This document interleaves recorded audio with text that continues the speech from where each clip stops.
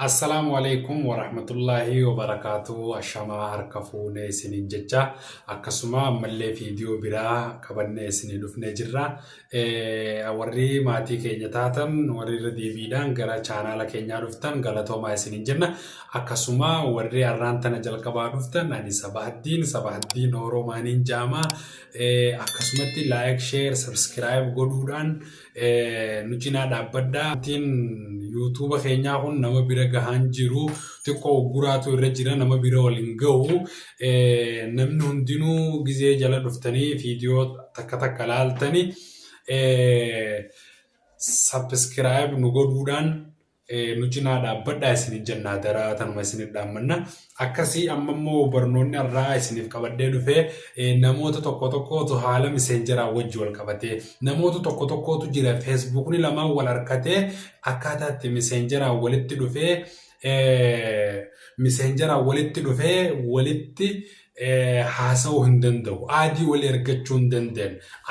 Anammoo niin harkadha yookaan immoo inni harkata yookaan siitu harkachuu hin dandeenye. Rakkoo messengeraa takkasii waan akkasii tan jirtu san furuufiin viidiyoo tana qabadhee dhufe akka furamtu ammaas nan beeka. Akkasumatti rakkoon tun karaa salphaadhaan furamuu dandeessi.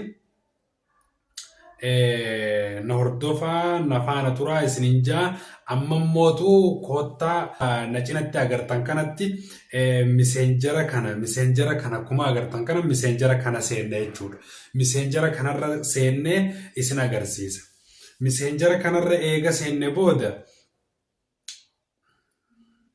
messengerarra seenne messengerri haala kanatti nuuf dhufe seetingii bakka sarara sadan mataa gubbaa san isa kanarratti tuqachuu qabna.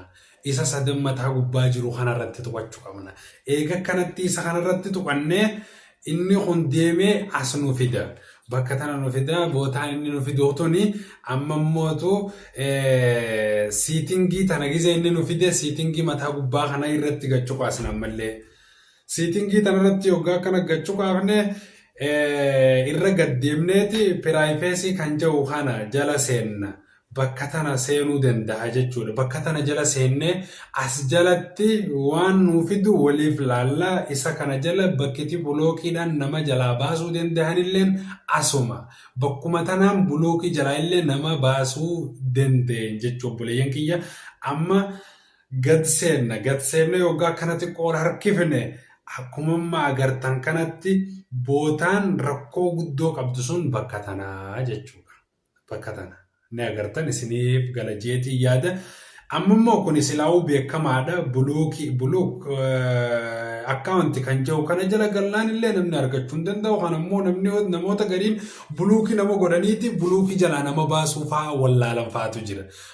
Asiifillee barnoota isiniif haa taatu nama immoo buluukii gaafa gootanillee deemee as dhufa buluukiin san. Akkasumas warri immoo haniin qabadhee isiniif dhufe warri immoo deebitanii wal harkachuu dadhabdan karaan messengeraa wal qunnamuu dadhabdan hunoo bakka tana jala seentan. Isa kana yoggaaniif reestiraakchi akkaawunti kan jabu kanarratti gattuytan. Yoggaa kana gattuytan amma namoonni isin asitti agartan kun warra isaan ammoo nanni harkatan isaan harkatan anammoo harkuun hin danda'a. Bakka tana jala galanii jiranii jechuudha.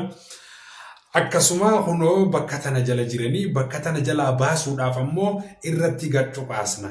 Namoota maqaa isaan kanarratti gachuqaaf. Yoggaa kanatti irra gachuqaasne eessa nuu fida akkanatti nuu fida. Maal goona bakkuma tana ammallee koontiinii tanatu. Yoggaa kanatti tuyne irra deebineetuma ammaas isuma kana kan garjallaa jiru kana tuyne. Kana gaafa tuyne barbaadee fidee akka duraaniitti deebisee jira jechuudha. Amma namoonni kun bilisaan nu harkachuu danda'anii jechuudha. Karaa gabaabaan nu harkachuu danda'anii barnoonni inni isiniif qabadhee dhufe kan kana fakkaatu kana hanga amma agartan kana hanga barnoota biraatiin walitti dachaanutti turtii gaarii isiniin jenna.